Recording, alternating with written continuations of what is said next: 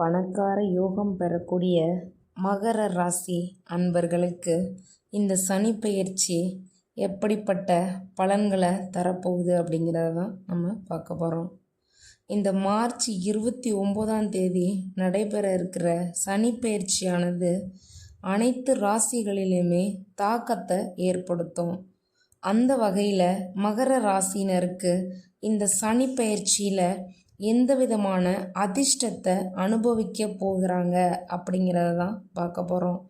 இந்த சனி பெயர்ச்சியில் மகர ராசிக்கு நடைபெறக்கூடிய சுப பலன் அசுப பலன்களை பற்றியும் பார்க்கலாம். ஒவ்வொரு ராசியிலும் சனி பகவான் 2.5 வருடம் சஞ்சரிக்கிறாருங்க.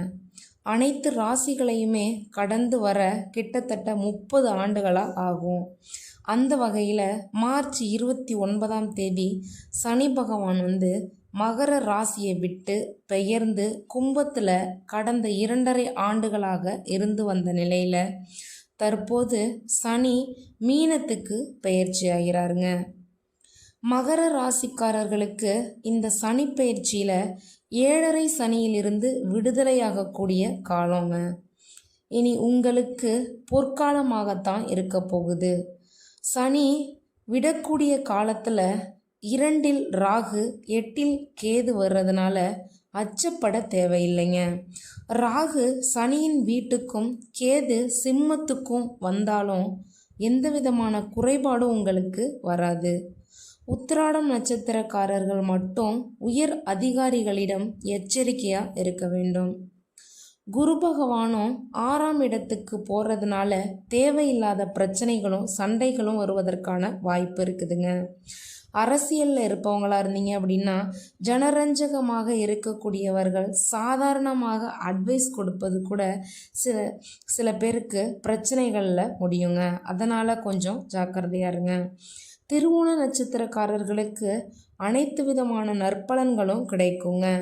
அவிட்ட நட்சத்திரக்காரர்களுக்கு 7.5 சனி விட்டாலும் சில பிரச்சனைகள் ஏற்படக்கூடுங்க. மகர ராசி பெண்களுக்கு உடல் ஆரோக்கியத்தில் இருந்து வந்த குறைபாடுகளுக்கு தீர்வு கிடைக்க போகுது.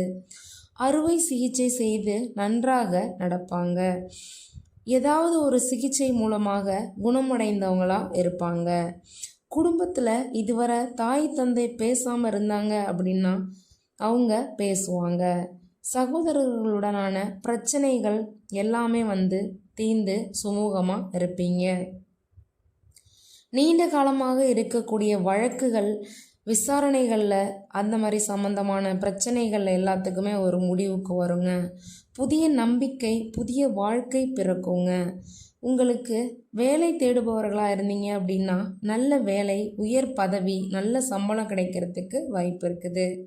இப்போதும் இருக்கக்கூடிய சூழல்ல இருந்து நல்ல மாற்றத்தை பெறுவீங்க. புதிய அலுவலகத்தில் வேலை செஞ்சிருக்கவங்க நல்ல இடமாற்றம் உண்டாகுங்க.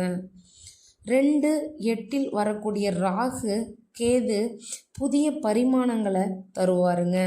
வரக்கூடிய வாய்ப்புகளை நன்றாக பயன்படுத்திக்கோங்க. 6ஆம் இடத்துக்கு போகக்கூடிய குரு பகவானும் நமக்கு அதிகமான வாய்ப்பினை சம்பாதிக்கக்கூடிய வாய்ப்பை வழங்குவாருங்க.